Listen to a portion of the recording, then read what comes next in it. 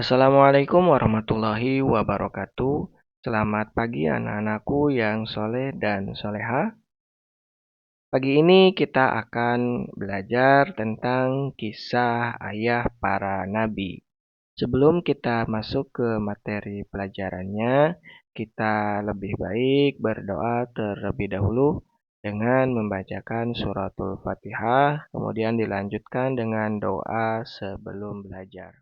أعوذ بالله من الشيطان الرجيم بسم الله الرحمن الرحيم الحمد لله رب العالمين الرحمن الرحيم مالك يوم الدين إياك نعبد وإياك نستعين اهدنا الصراط المستقيم صراط الذين أنعمت عليهم غير المغضوب عليهم ولا الضالين رب اغفر لي ولوالدي ولأستاذي آمين بسم الله الرحمن الرحيم Rabbi zidni ilma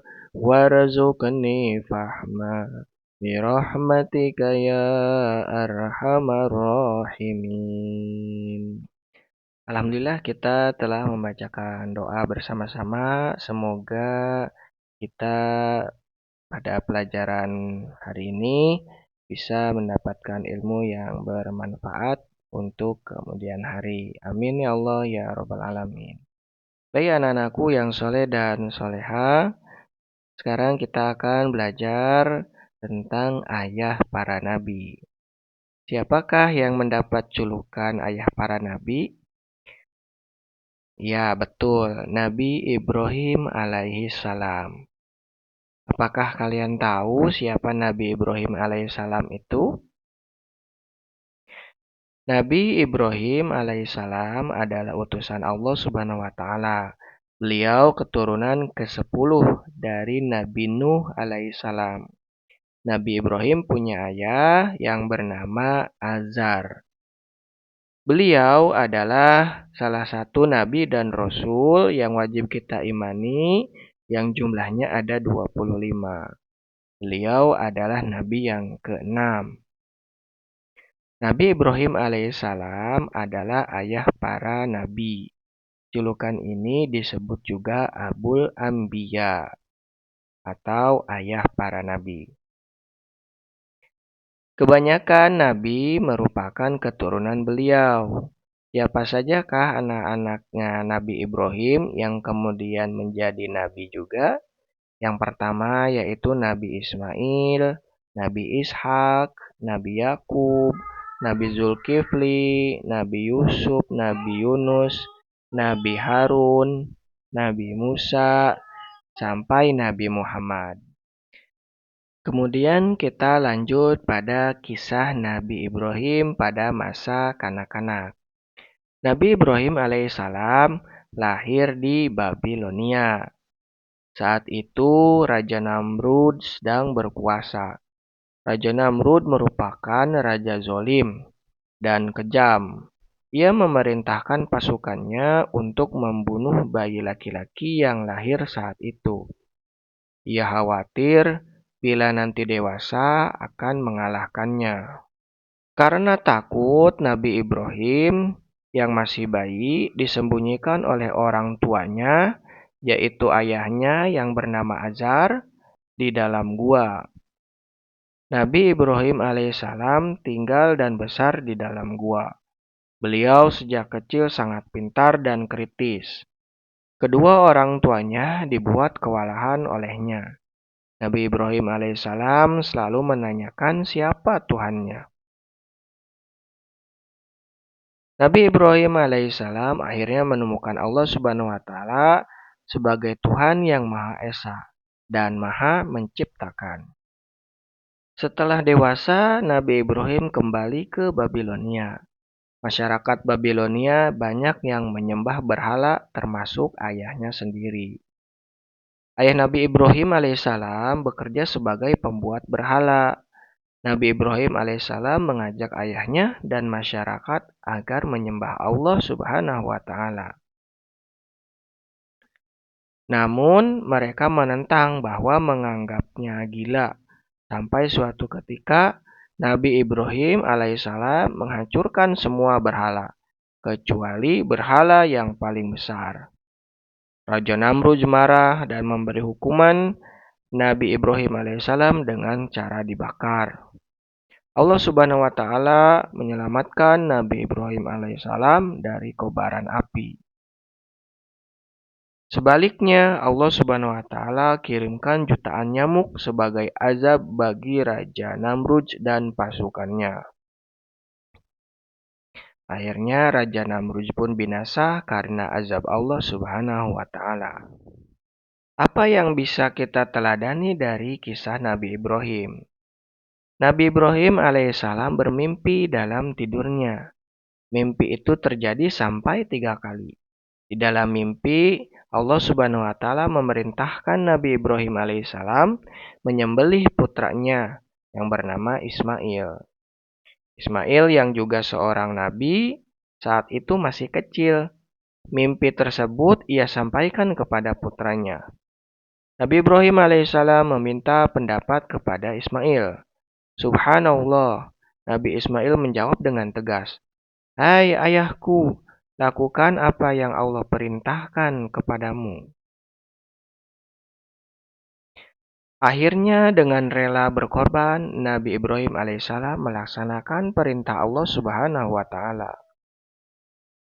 Perintah ini hanya Allah Subhanahu wa Ta'ala berikan kepada Nabi Ibrahim untuk menguji ketaatan beliau. Karena taat dan patuhnya, maka Allah Subhanahu wa Ta'ala memberikan balasan yang setimpal. Begitu hendak menyembelih putranya, Allah Subhanahu wa Ta'ala menggantinya dengan domba jantan dari surga. Demikianlah sikap rela berkorban, taat dan patuh Nabi Ibrahim kepada Allah Subhanahu wa Ta'ala. Dari situlah kurban disyariatkan setiap tahunnya. Anak-anakku yang soleh dan soleha, dari kisahnya Nabi Ibrahim alaihissalam, banyak perilaku dalam kehidupan sehari-hari yang menunjukkan sikap rela berkorban. Antara lain, membantu orang buta menyeberang jalan, memberikan uang tabungan kepada korban bencana, memungut sampah di tempat umum, dan memberikan tempat duduk kepada orang lain yang lebih membutuhkan. Itu semua merupakan akhlak terpuji yang harus dilakukan. Selain itu, banyak juga perilaku taat dan patuh kepada Allah Subhanahu wa Ta'ala dalam kehidupan sehari-hari. Contohnya, sholat 5 waktu, rajin belajar, hormat kepada orang tua dan guru, serta menyayangi sesama. Dari penjelasan di atas, kita dapat merangkum beberapa materi atau poin penting. Yang pertama, Nabi Ibrahim alaihissalam adalah utusan Allah Subhanahu wa Ta'ala. Nabi Ibrahim adalah nabi dan rasul yang keenam. Ayah Nabi Ibrahim alaihissalam bernama Azar. Nabi Ibrahim alaihissalam merupakan ayah para nabi atau disebut juga Abul Anbiya. Kebanyakan nabi adalah keturunan Nabi Ibrahim. Sikap teladan Nabi Ibrahim alaihissalam adalah rela berkorban, taat dan patuh kepada Allah Subhanahu wa Ta'ala. Sebagai anak soleh dan soleha harus meneladani akhlak Nabi Ibrahim alaihissalam. Anak yang soleh dan soleha harus rela berkorban, taat dan patuh kepada Allah Subhanahu wa Ta'ala. Anak yang rela berkorban, taat dan patuh kepada Allah Subhanahu wa Ta'ala mendapatkan kasih sayang dan ridho Allah Subhanahu wa Ta'ala. Baik anak-anakku yang soleh dan soleha, selanjutnya silakan dijawab untuk pertanyaan-pertanyaan berikut. Bapak minta pertanyaannya ditulis terlebih dahulu pada buku tulis kalian, kemudian ditulis juga jawaban yang menurut kalian benar. Soal yang pertama, Nabi Ibrahim alaihissalam adalah keturunan dari Nabi A. Yakub, B. Soleh, C. Nuh. Soal yang kedua, Nabi Ibrahim alaihissalam bernama. Soal kedua, ayah Nabi Ibrahim alaihissalam bernama A. Nuh, B. Azar, C. Namrud.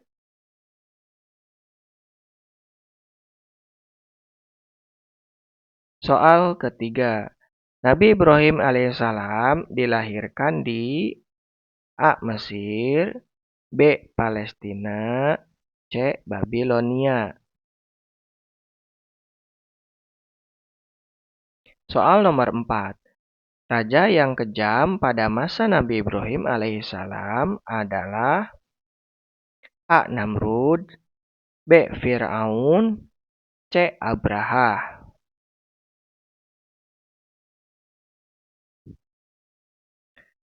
Soal kelima. Nabi Ibrahim alaihissalam pada masa kanak-kanak tinggal di A. Rumah, B. Hutan, C. Goa. Soal keenam. Raja Namrud dan masyarakat saat itu banyak yang menyembah A. Berhala, B. Matahari, C. Allah Subhanahu wa Ta'ala. Soal ketujuh. Sikap kaum Ibrahim. Soal ketujuh. Sikap kaum Nabi Ibrahim alaihissalam saat diajak menyembah Allah Subhanahu wa Ta'ala adalah A. Mengikutinya, B. Menolaknya, C. Tidak mau tahu. Soal ke-8. Berikut contoh meneladani sikap rela berkorban Nabi Ibrahim alaihissalam. A. Fauzan rajin menabung untuk beli sepeda. B. Boas meminjamkan pensilnya kepada Mutia. C. Arai pamit orang tuanya pergi ke rumah Gusti. Soal ke-9. Gambar berikut yang merupakan contoh taat dan patuh kepada Allah Subhanahu wa Ta'ala adalah A. Gambar sedang melaksanakan sholat, B. Gambar sedang bermain, C. Gambar sedang upacara bendera. Soal ke-10. Anak soleh dan soleha harus rela berkorban, taat dan patuh kepada Allah Subhanahu wa Ta'ala agar A. Takut masuk neraka, B. Mendapatkan ridhonya, C. Mendapatkan nilai yang bagus.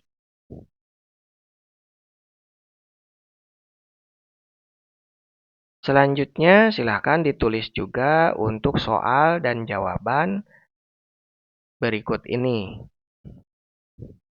Nabi Ibrahim alaihissalam adalah ayah.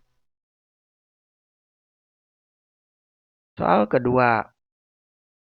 Mukjizat Nabi Ibrahim alaihissalam adalah.